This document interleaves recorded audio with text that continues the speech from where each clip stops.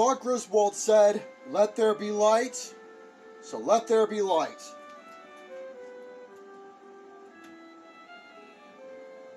Grand.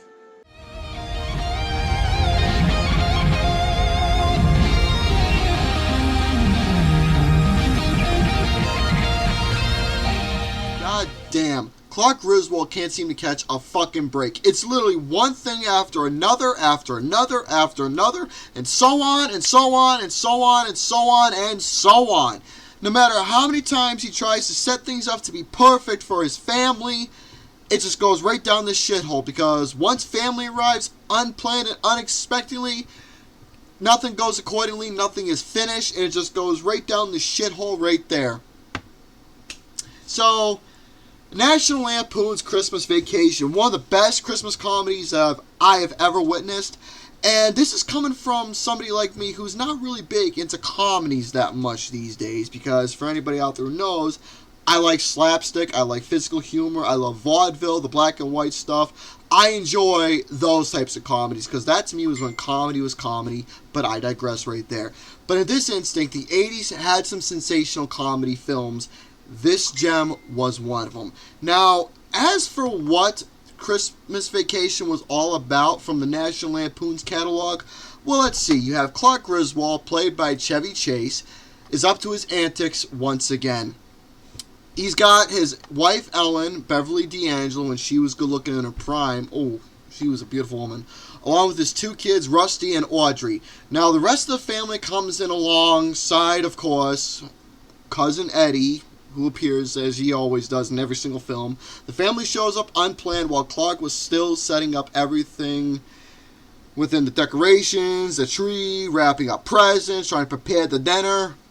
Nothing was pretty much done in good time that he wanted it to be. So the family came in, chipped in, and helped. However, time was ticking for Clark, attempting to give his family the best Christmas they can have possibly.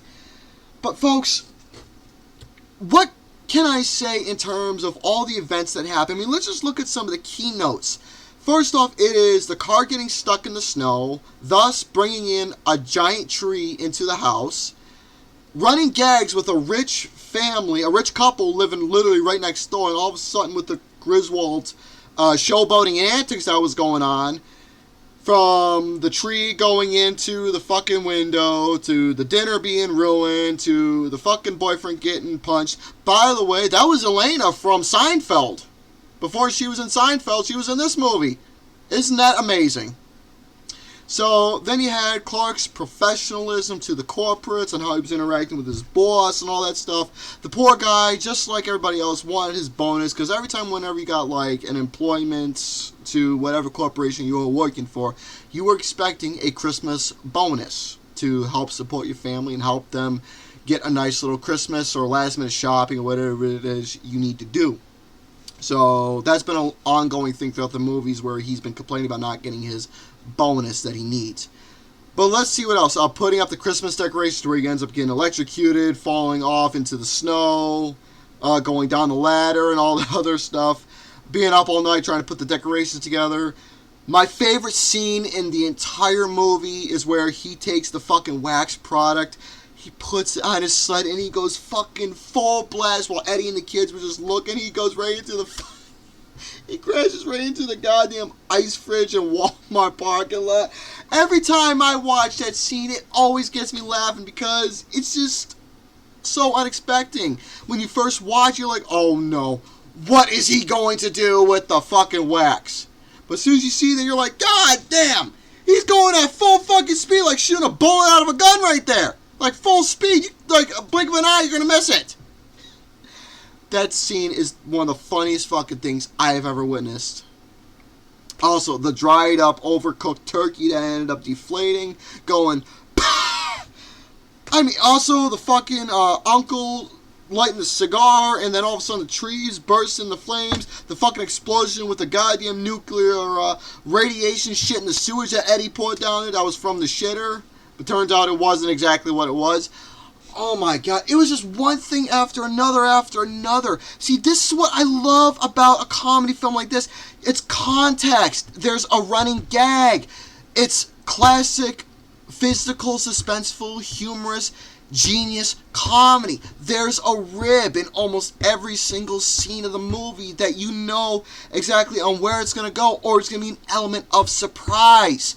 The comedy like this is what works, and it also has that nice little charm of what it means to celebrate Christmas with your family. It's not even about the ruined dinner or burnt tree or a goddamn fucking Santa Claus and his reindeer sleigh going bursting in flames so you have to sing the Star Spangled Banner and say the Pledge of Allegiance.